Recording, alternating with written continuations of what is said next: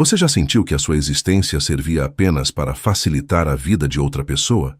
Imagine passar 23 anos da sua vida sendo tratada como uma intrusa e uma empregada na sua própria casa, limpando a sujeira e engolindo o orgulho enquanto a sua irmã recebia o mundo de bandeja.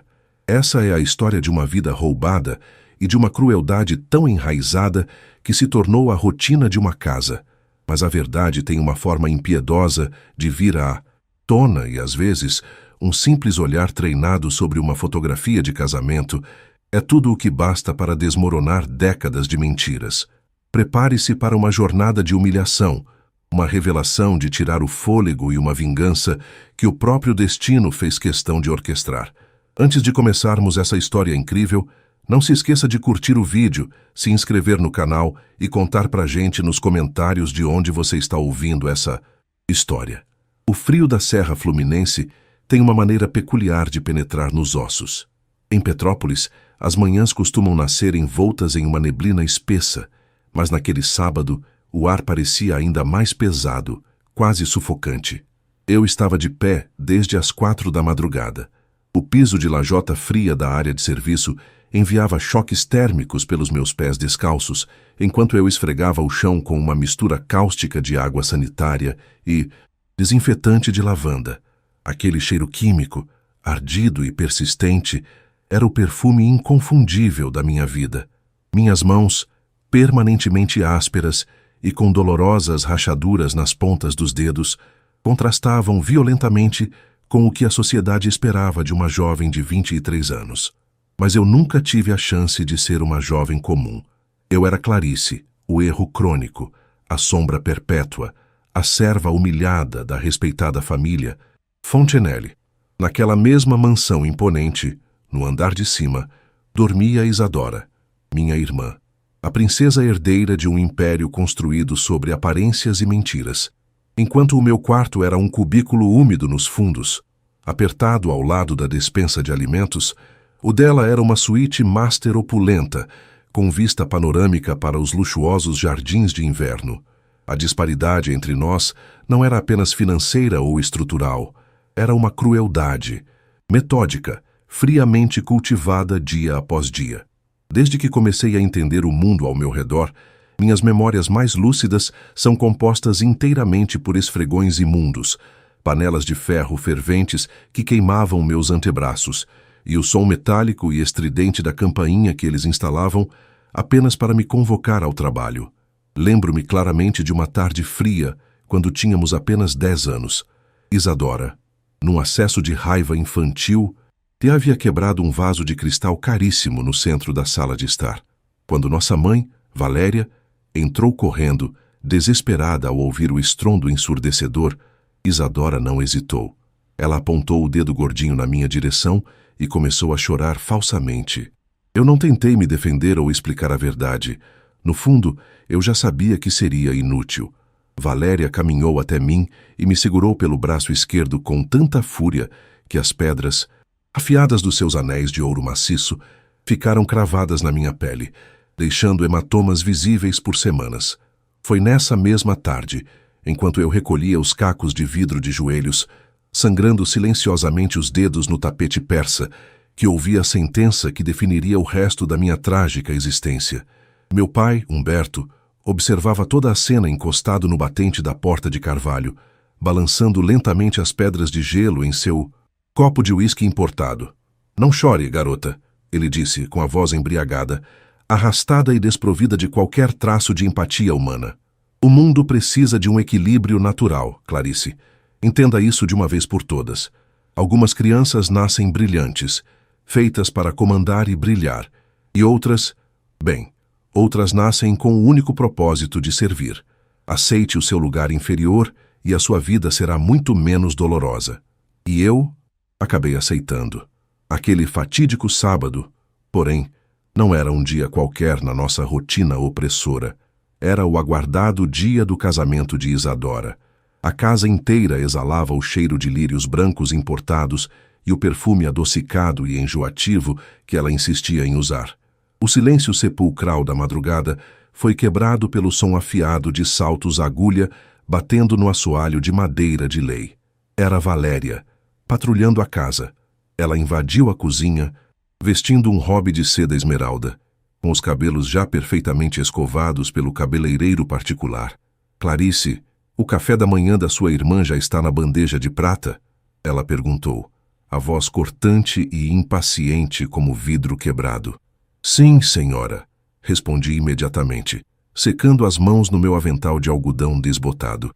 Fiz as panquecas de mirtilo que ela exigiu ontem à noite e o suco de laranja natural acabou de ser espremido. Valéria inspecionou a bandeja com olhos de águia faminta. O xarope de bordo está na temperatura completamente errada, sua idiota.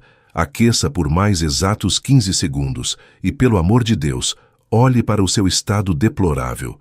Você está fedendo a cloro barato. Quero você invisível hoje, entendeu?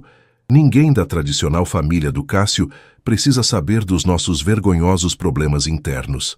As horas seguintes foram um denso borrão de exaustivo trabalho braçal. A mansão estava absurdamente lotada de membros da alta sociedade. O noivo, Cássio, herdeiro de uma poderosa linhagem de médicos, já exibia seu sorriso cínico no altar do jardim. Fui rigorosamente instruída a circular pelos cantos mais escuros, recolhendo taças vazias, fingindo ser apenas mais um móvel da casa.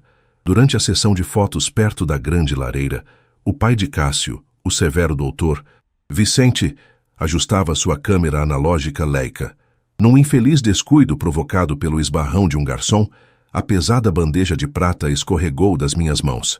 O estrondo aterrador das taças de cristal se espatifando no piso paralisou a festa instantaneamente. Caí de joelhos, catando os cacos em pânico, enquanto o sangue da minha mão rasgada manchava o chão. Saia daqui agora, sua inútil! Sibilou Valéria, com ódio puro no olhar. Antes que eu pudesse fugir, a voz grave do Dr. Vicente cortou o ar. Ele não olhava para a bagunça, mas diretamente através de suas lentes para mim. Espere, ele comandou de forma absoluta. Vicente ignorou os protestos de minha mãe adotiva e caminhou até mim. Seu dedo indicador apontou para uma marca de nascença em forma de meia-lua no meu pescoço, revelada pelo suor. O tempo parou no salão luxuoso. Sem piscar, Vicente puxou o celular e discou um número com urgência.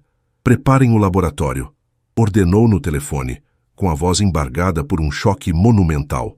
Acabo de encontrar a filha desaparecida da Helena. O silêncio que se abateu sobre o suntuoso salão principal da mansão, Fontenelle, era tão denso que eu podia ouvir as batidas descompassadas do meu próprio coração, martelando contra as minhas costelas como um pássaro enjaulado em pânico. O estrondo das taças de cristal se espatifando ainda ecoava na minha mente, mas ninguém olhava para os cacos espalhados no tapete persa, nem para o sangue escuro que começava a gotejar da palma da minha mão machucada, manchando o tecido branco e engomado do meu avental de empregada. Todos os olhares da alta sociedade petropolitana estavam cravados em mim, e mais especificamente, no renomado Dr. Vicente. O patriarca da família do noivo ainda segurava o celular próximo ao rosto, a respiração pesada, os olhos fixos na pequena marca em formato de meia-lua que repousava no meu pescoço, logo abaixo da linha do maxilar. Uma marca que Valéria sempre me obrigava a cobrir com maquiagem barata ou golas altas, alegando ser uma sujeira de nascença que ofendia as visitas. O cheiro de lírios brancos importados e do champanhe francês derramado no chão se misturava ao odor ferroso do meu próprio sangue, criando uma atmosfera nauseante que fazia o meu estômago revirar em agonia. A primeira a quebrar aquele transe coletivo foi Isadora. Com seu vestido de noiva avaliado em centenas de milhares de reais, uma cascata de renda chantilly e pedrarias reluzentes, ela bateu o pé direito no assoalho de madeira, com a fúria de uma criança mimada que acaba de ter seu brinquedo favorito roubado. O que está acontecendo aqui? Ela esbravejou, a voz estridente cortando o ar gélido de Petrópolis. Cássio, faça o seu pai parar com essa loucura absoluta. Ela é só a Clarice, a nossa empregadinha inútil que acabou de arruinar o meu momento perfeito. Cássio, com sua postura sempre arrogante e terno sob medida, deu um passo à frente para tocar o ombro do pai. Mas Dr. Vicente o repeliu com um gesto brusco, sem sequer desviar o olhar do meu rosto assustado e sujo. Valéria, cuja tez impecavelmente maquiada havia adquirido um tom pálido e cadavérico, avançou pelo salão tropeçando nos próprios saltos agulha. Vicente, meu caro consogro, por favor. Ela gaguejou, forçando um sorriso trêmulo e desesperado, revelando a fachada ruindo. Você bebeu demais. O estresse dos preparativos deste casamento. Essa garota é filha de uma antiga cozinheira que fugiu com um motorista de caminhão e nos deixou esse fardo. Miserável. Ela tem problemas mentais graves. Costuma se machucar de propósito. Por favor, seguranças, tirem essa sujeira daqui agora mesmo. 2 homens imensos de terno preto fizeram menção de se aproximar de onde eu estava encolhida, mas a voz do médico trovejou, fazendo as grandes janelas da sala de estar vibrarem de forma assustadora. Se algum de vocês encostar um único dedo nela, eu acabo com a vida de cada um antes mesmo de a polícia chegar, rosnou Vicente. A autoridade médica e a postura de quem não aceitava ser contrariado, exalando de cada poro. Ele se abaixou lentamente até ficar na altura dos meus olhos, ignorando solenemente o piso sujo e as minhas roupas esfarrapadas. Suas mãos grandes e incrivelmente quentes seguraram meus ombros trêmulos com uma delicadeza que eu nunca havia experimentado em 23 anos de existência miserável. Qual o seu nome verdadeiro, minha jovem? Ele perguntou, a voz agora suave, quase paternal e cheia de compaixão. C. Clarice, senhor, gaguejei. As lágrimas de dor e extrema confusão escorrendo pelo meu rosto manchado de poeira e suor. Não, ele sussurrou, tirando do bolso interno do seu paletó de grife um lenço de linho puro para limpar gentilmente a minha testa. O seu nome é Aurora. Você é filha de Helena Vilar, a mulher que você, Humberto, arruinou financeiramente de forma desonesta há 2 décadas, exatamente antes do misterioso desaparecimento da criança dela. A semelhança genética é simplesmente absurda. Os olhos amendoados expressivos, a fina estrutura óssea do rosto e principalmente essa marca. Helena me descreveu detalhadamente essa exata marca de nascença em formato de meia-lua milhares de vezes em suas sessões de terapia ao longo dos últimos 20 anos. De luto. Eu sou o psiquiatra da família Vilar. O choque brutal na sala de visitas foi instantâneo e palpável. Ouvi claramente o som abafado do punho de Humberto se abrindo e derrubando seu copo de uísque, o cristal espesso estilhaçando violentamente contra o chão de madeira de lei. Uma sinfonia caótica que anunciava o iminente fim do império de mentiras e atrocidades dos Fontenelle. Valéria começou a gritar, uma histeria aguda e descontrolada, ameaçando processar Vicente por difamação criminal, enquanto os convidados engravatados e as mulheres com suas joias ofuscantes sussurravam e apontavam, os celulares de última geração subitamente sendo erguidos no ar para gravar o que já se tornava o escândalo da década. Isadora chorava copiosamente, ajoelhada em seu vestido arruinado, percebendo que o seu grande dia havia se transformado no palco de uma devastadora investigação criminal. Vicente não deu a mínima atenção para nenhuma daquelas vozes patéticas. Ele abriu sua maleta médica de emergência de couro legítimo. Com movimentos cirúrgicos e precisos, ele tirou um longo cotonete estéril e um tubo de ensaio transparente. Abra a boca, minha querida, ele pediu, e eu obedeci, paralisada por um medo primitivo, mas estranhamente impulsionada por uma centelha de esperança avassaladora que eu achei que havia morrido sufocada na minha dura infância. Ele esfregou cuidadosamente o algodão na parte interna da minha bochecha esquerda, guardando o material genético com extremo rigor. O laboratório central do meu hospital vai processar isso sob caráter de urgência máxima. Até lá ela vem comigo sob minha inteira proteção. Humberto tentou bloquear a grande porta principal de carvalho maciço, o rosto completamente vermelho de raiva e do álcool barato que ele consumia escondido. Você não pode roubar a minha propriedade. Essa infeliz mora sob o meu teto. Ele cuspiu as palavras grotescas. Vicente apenas esboçou um sorriso incrivelmente frio e calculista que me deu calafrios na espinha. Sua propriedade? A escravidão acabou há muito tempo neste país, Humberto. E se o sequenciamento de DNA confirmar o que eu já sei que é verdade, o sequestro brutal de uma recém-nascida será apenas o menor dos seus incontáveis problemas. Todos vocês apodrecerão numa cela imunda. Naquela mesma noite conturbada, eu não dormi no meu antigo e asqueroso cubículo úmido que fedia a mofo ao lado da despensa.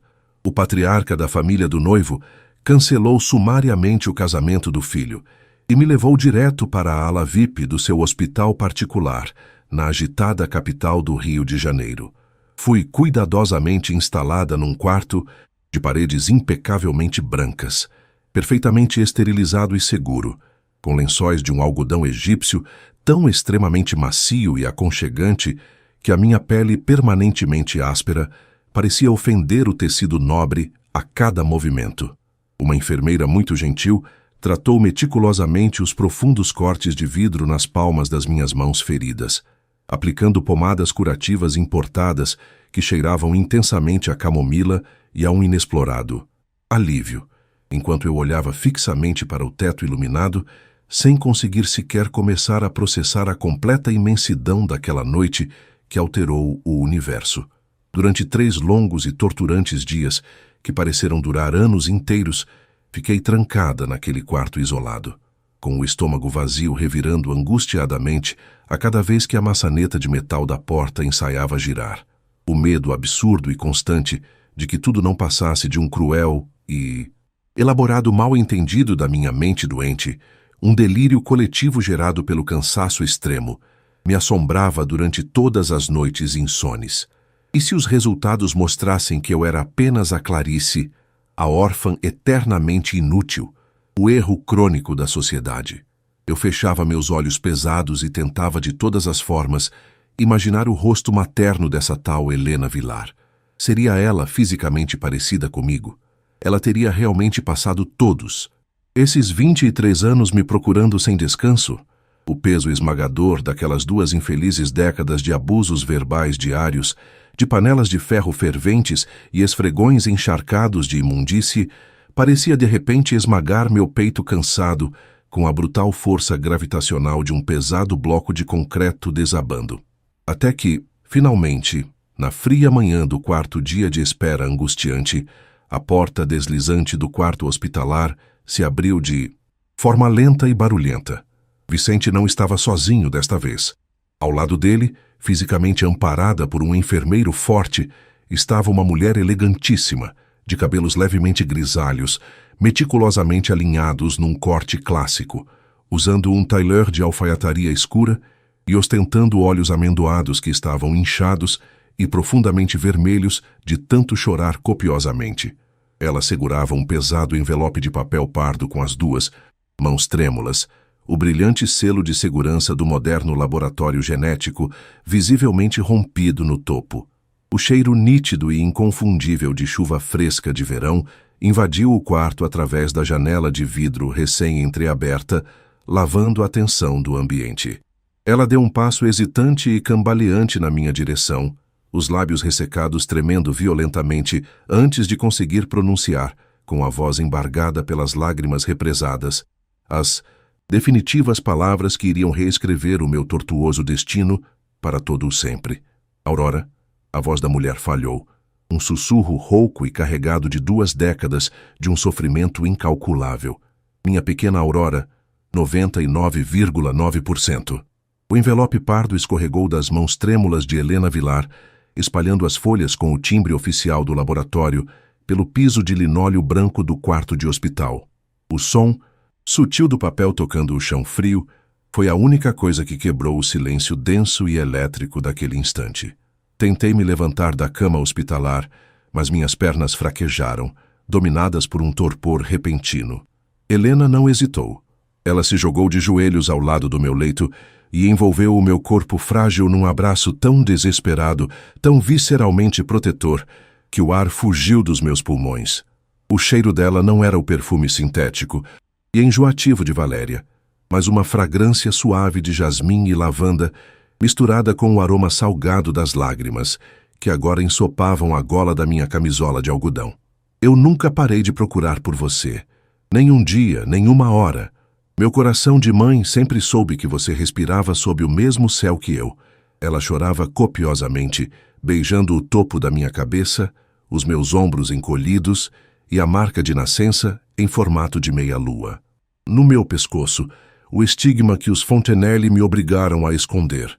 Naquele abraço infinitamente quente, a crosta de gelo e humilhação que revestiu o meu peito por 23 anos começou a derreter dolorosamente.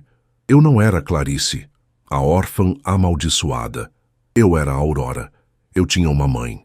O Dr. Vicente pigarreou suavemente, enxugando uma lágrima teimosa no canto do olho por trás das lentes dos óculos. Ele puxou uma cadeira estofada e sentou-se conosco. Aurora, ele pronunciou o meu nome verdadeiro com uma reverência que me fez arrepiar a espinha. A Polícia Civil do Rio de Janeiro invadiu a mansão em Petrópolis nas primeiras horas da madrugada de hoje. Humberto e Valéria foram presos em flagrante. Mandados de busca e apreensão revelaram documentos contábeis trancados num cofre que ligam Humberto ao colapso criminoso da empresa do seu falecido pai. Eles não apenas destruíram o império financeiro dos Vilar através de fraudes brutais e subornos, como pagaram a enfermeira da maternidade há 23 anos para forjar a sua morte neonatal. Queriam quebrar a sua mãe emocionalmente para arrematar as ações da empresa a preço de banana. E o mais perverso, eles levaram você, para usá-la como um troféu deprimente do triunfo sádico deles, criando a herdeira do inimigo como a escrava pessoal da família. Cada palavra de Vicente, um gosto amargo e metálico, idêntico ao cheiro de ferrugem, inundava a minha boca seca.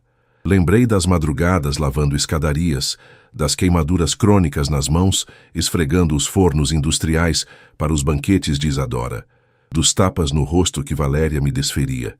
Eles sabiam, o tempo todo. Olhavam para o meu rosto cansado e viam o espólio de um crime hediondo. Roubaram minha vida inteira para alimentar um ego monstruoso. A tristeza rapidamente deu lugar a um ódio vulcânico e silencioso. 2 anos exatos se arrastaram desde aquela manhã chuvosa. A transição de Clarice, a empregada humilhada, para a Aurora Vilar, a herdeira resgatada, exigiu meses exaustivos de terapia intensiva e um medo residual de que alguém fosse me mandar esfregar o assoalho novamente. O apoio incondicional de Helena foi o meu farol luminoso. Ela me ensinou a caminhar com a cabeça erguida e a entender o meu valor intrínseco. Os tratamentos caríssimos apagaram as dolorosas rachaduras das minhas mãos, embora as cicatrizes da alma precisassem de uma justiça implacável. Essa justiça chegou numa abafada tarde de novembro no imponente Tribunal de Justiça. Eu vestia um elegante conjunto de alfaiataria vinho, sapatos de couro macio e o cabelo castanho solto. A marca de meia-lua estava visível, adornada por um colar de ouro da minha avó. O salão do júri cheirava a madeira encerada e tensão. As portas se abriram com um rangido sinistro e os guardas escoltaram 3 figuras decrépitas até os réus. Humberto estava irreconhecível. O homem outrora corpulento era um invólucro humano murcho, enfiado num uniforme verde e áspero do sistema penitenciário. Valéria, privada de botox e grifes de luxo, exibia um rosto encovado, envelhecido em décadas. Os olhos dela varreram o recinto e, ao encontrarem os meus, desviaram imediatamente para o chão de granito, incapazes de sustentar a minha postura. Mas foi Isadora quem me causou repulsa máxima. A ex-princesa mimada, abandonada no altar por Cássio, estava sentada em roupas baratas e gastas, pois a justiça havia confiscado até o último centavo para restituir minha mãe. Isadora me olhou com inveja corrosiva e absoluto desespero. Fui chamada para o depoimento final perante o júri silenciado. Caminhei com a segurança de quem não tem mais nada a esconder. Minha voz soou clara e cristalina, ressoando nos altos painéis acústicos do tribunal. Narrei os anos de escravidão física, detalhei as atrocidades cometidas por perversidade e apresentei os exames, provando lesões articulares causadas pelo trabalho forçado infantil. Ao final da minha fala emocionalmente libertadora, o juiz proferiu a sentença. Humberto e Valéria pegaram 32 anos de prisão em regime fechado, sem direito à progressão por conta de fraude financeira monumental e escravidão moderna. Isadora, por usufruto consciente dos bens roubados, foi condenada a 7 anos pesados de serviços comunitários, limpando rigorosamente os banheiros imundos dos hospitais públicos do Rio de Janeiro. Ao sair pela escadaria de mármore branco do tribunal, o sol banhou o meu rosto, dissipando as trevas daquela mansão em Petrópolis. Helena apertou a minha mão, sorrindo com os olhos marejados de puro alívio. Respirei fundo, sentindo o ar fresco preencher os pulmões. A vingança perfeita foi expô-los à luz corrosiva da verdade e deixá-los apodrecer sob o peso dos próprios crimes. O equilíbrio natural que Humberto tanto pregava finalmente havia se restabelecido. Contudo, desta vez, os esfregões sujos preenchiam os dias de Isadora, enquanto a liberdade plena brilhava para sempre sobre a minha cabeça. E aí, o que você achou dessa reviravolta impressionante e da justiça sendo feita? Se essa história tocou você, deixe o seu like agora mesmo para apoiar o canal. Inscreva-se e ative o sininho para não perder as próximas narrativas emocionantes. Queremos saber a sua opinião. Você acha que a punição da família foi justa? Deixe o seu comentário aqui embaixo e compartilhe este vídeo com seus amigos. A sua participação é fundamental para continuarmos trazendo as melhores histórias.